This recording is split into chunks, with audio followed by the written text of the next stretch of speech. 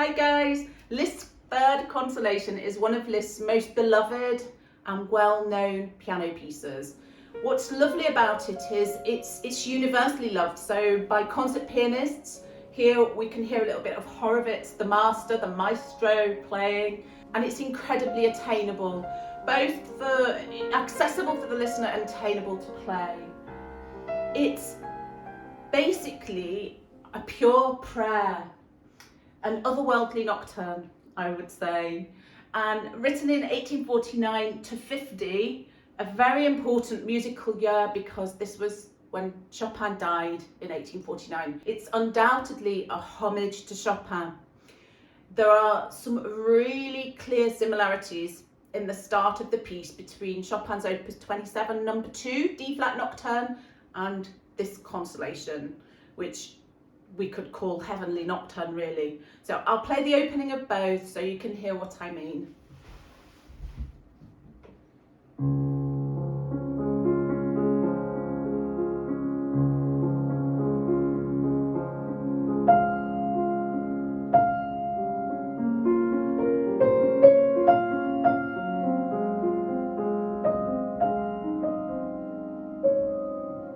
And the Chopin.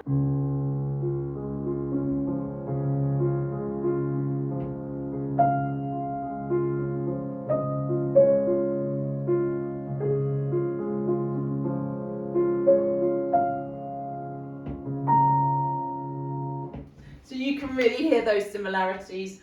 The bass note, even D flat, both on D flat. The flowing quaver or arpeggio accompaniment, and the high singing voice. So I'll pop a link to the score down in the description and let's have a look at the music.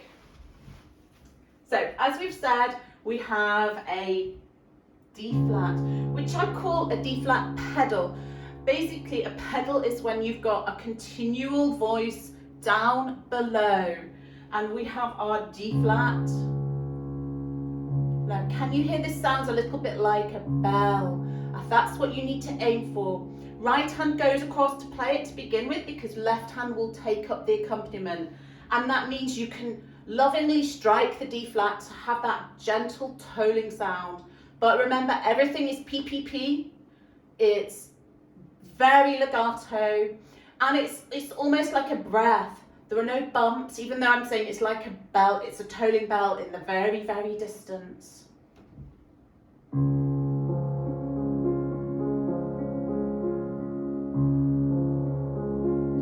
Can you hear that magical, otherworldly quality that we've got?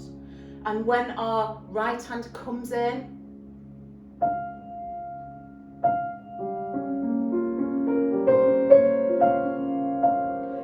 it's just magical. The D-flat bass actually grounds us to some degree because the combination of the quavers and the melody, it almost feels like we're on another plane, we're floating somewhere heavenly. But the D-flat at the bottom just keeps us back down to earth a little bit.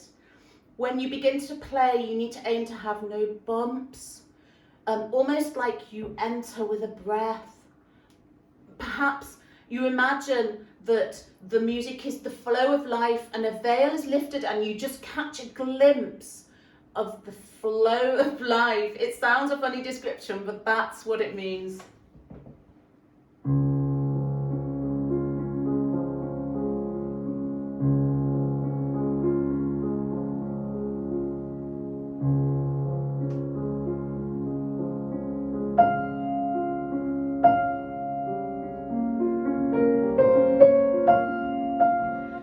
When right hand comes in, cantando, which means singing. So like the Chopin nocturnes in a singing style, the right hand is the singer. And we have our first statement with right hand.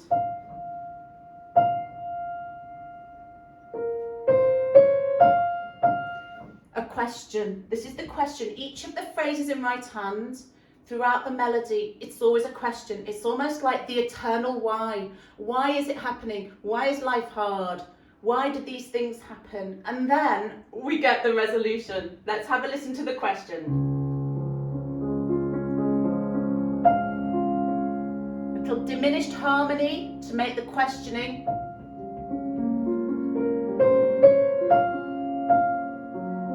We're starting to resolve.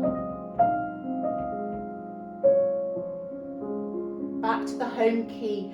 So you have the question, the suspense, the why, the gentle resolution. And then we hear the semiquavers in the right hand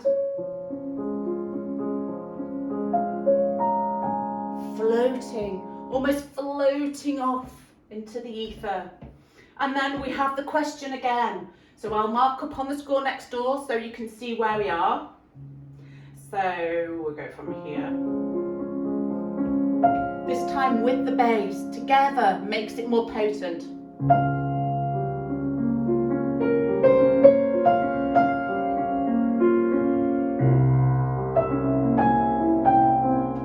And we've modulated to F minor. So this is heart-rending. This is more serious. The question is more serious this time.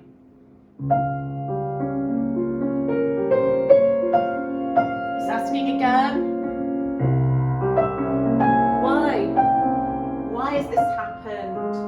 The tragedy of F minor and the floating notes, but not floating to heaven. They're floating, but there's a sadness, more depth. And then we have the question again, so you can see how the phrase starts with your rising feature, the question, and then each phrase comes back in different forms, different harmonies, different intensities. So let's go to here.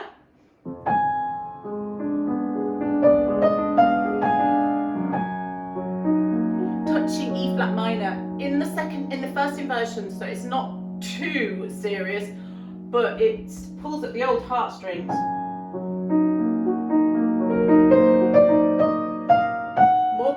More question. And we're going to resolve. So we're back in D flat major, second inversion. But can you hear in the quavers here? It's like you can feel the resolve is coming, the answer to the eternal question is coming. You can hear the infinite love in those quavers. Listen for it.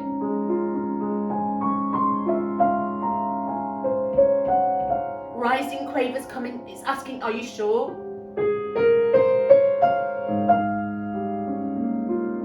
Oh, sweet relief as we resolve to D flat major. So the whole piece is a heavenly nocturne. We'll look through the rest for some of the highlights and to understand the music a little more. But we have that question the whole time. The rising figure here. Okay, let's move on to when the melody comes back, the opening melody, up an octave and in octaves.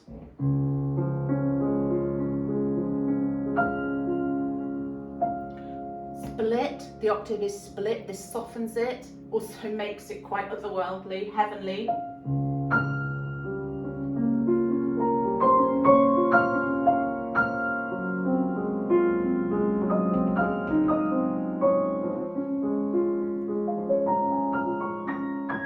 And our semiquavers, floating notes are extended over 2 octaves. So watch out for a beautiful F to E flat to D flat in a voice.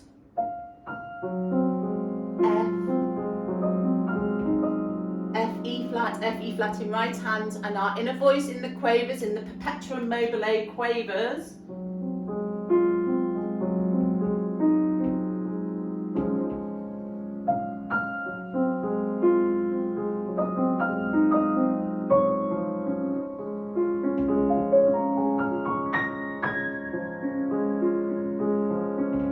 More potency now with the bass, and the octave is not split.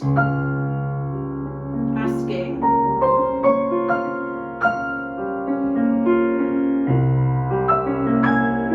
Back to F minor. tugging on the heartstrings. Now, Liszt writes MF and espressivo. This is more intense now. So it's the same question, listen, the rising steps.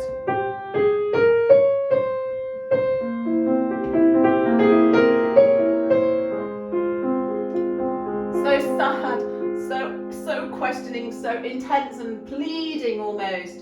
And now answers, but answers with the question softened.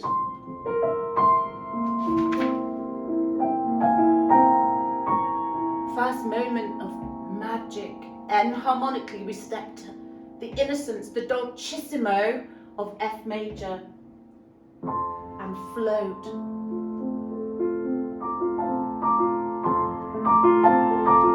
But even though, enjoy it for a moment, but the eternal why, the eternal question is coming again.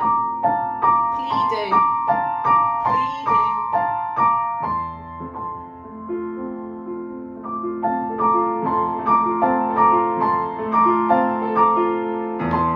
So now we're in A minor, in the second inversion. Big question, the rising steps that form the question.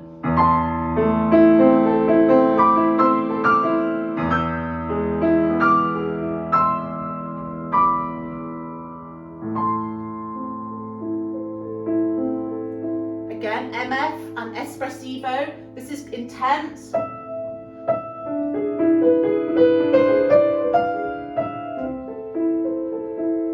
The answer's coming, but in the form of a question.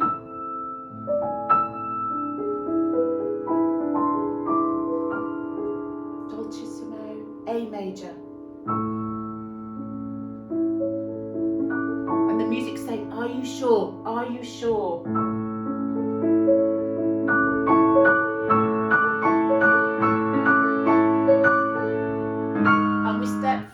Are you sure? A major, dolcissimo, are you sure? We step straight back into our home D flat major in the second inversion. However, a big crescendo, and this should feel like ecstasy.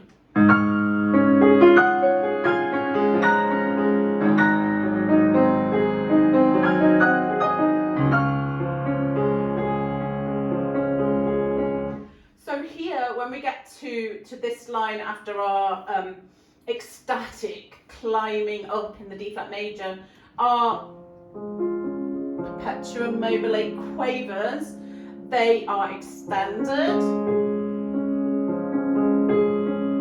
out of the octave to the A flat above. So you need to feel that as well. And now we have our question, our opening question. The exact notes, but really intense.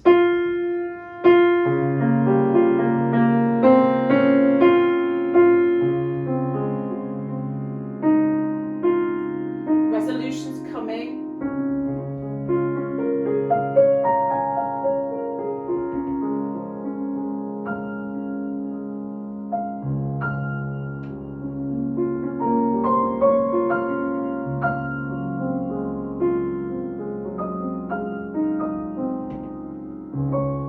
So, like the opening, isn't it? When we have our opening dolcissimo up in octaves higher up, and we listen for that inner voice again, like I said before.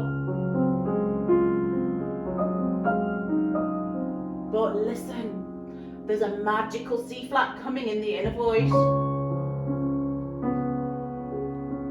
It's almost like that's the key that moves us to knowing it's all going to be okay. The question is answered. Yes, it's hard. Yes, the flow of life, the ups and downs, but it will all be okay in the end. And it's that C flat, it almost takes us there.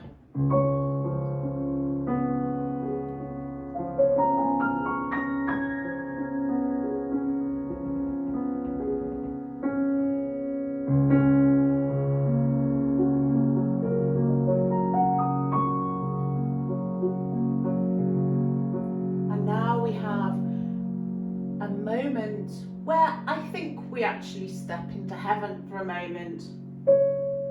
with that harmony.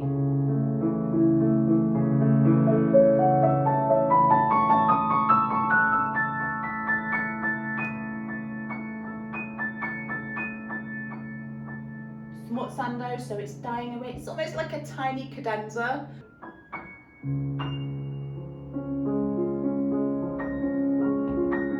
We've found resolution.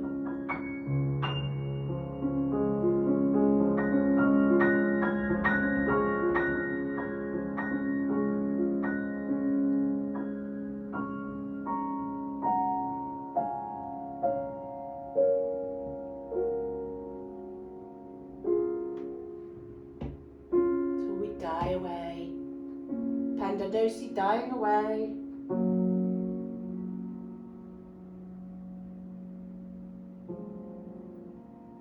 So a little word about the pedal.